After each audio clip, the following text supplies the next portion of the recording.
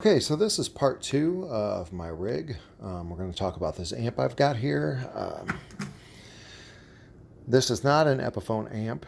It is just in an Epiphone box, Epiphone solid state, but this is a fully tube powered amp.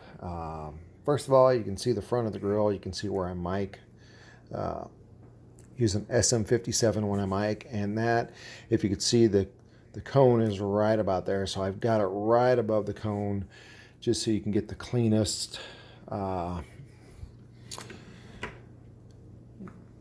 It's pretty tight in there too, so I'm going to flip this forward and then I'm going to talk about the controls, and then we'll go around the back and I'll show you the inside. So basically, this amp is set up to be like a Blues Junior. It's an 8-watt amp. I know Blues Junior's a little more than that, but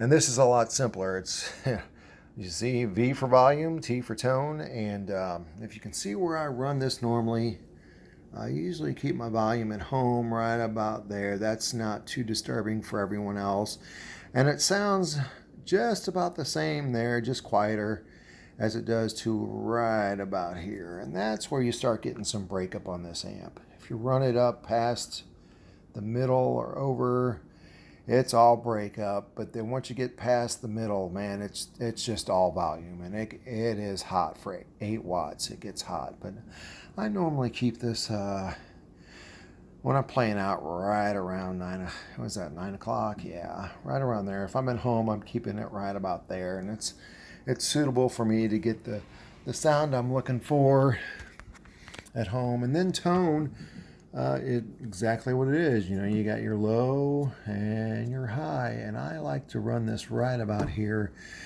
depending on the room I'm in. You know, sometimes I like it brighter, sometimes I like it warmer, so I'll roll it back. I typically never have it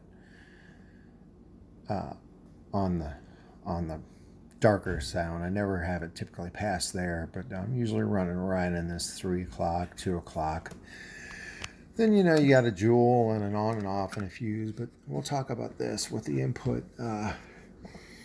This first setting is the cleanest, and it's the lowest power too. And as you go up to 2 and 3, it gets a little more crunchier or dirtier or whatever.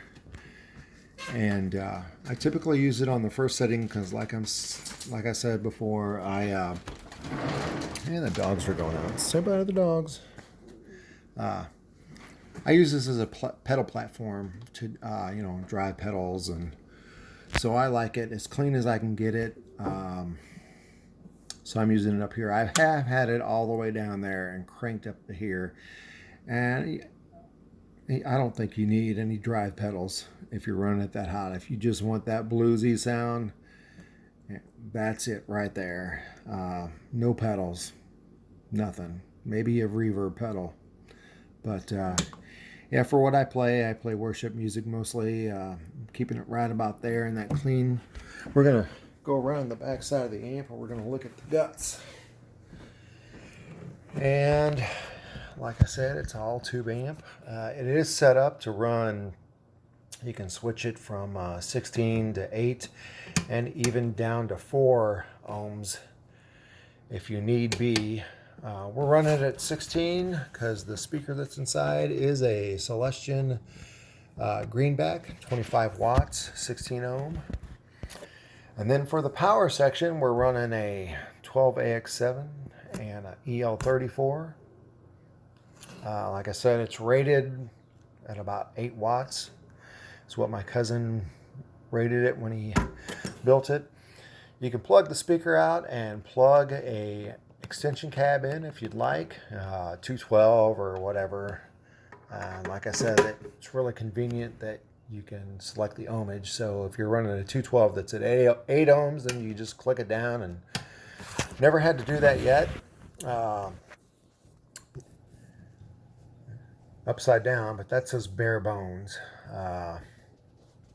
And this is the power cord, and that's the only thing I'd change about this amp is wire that so you can plug it in there and take your power cord out. So that is, tip this sucker up.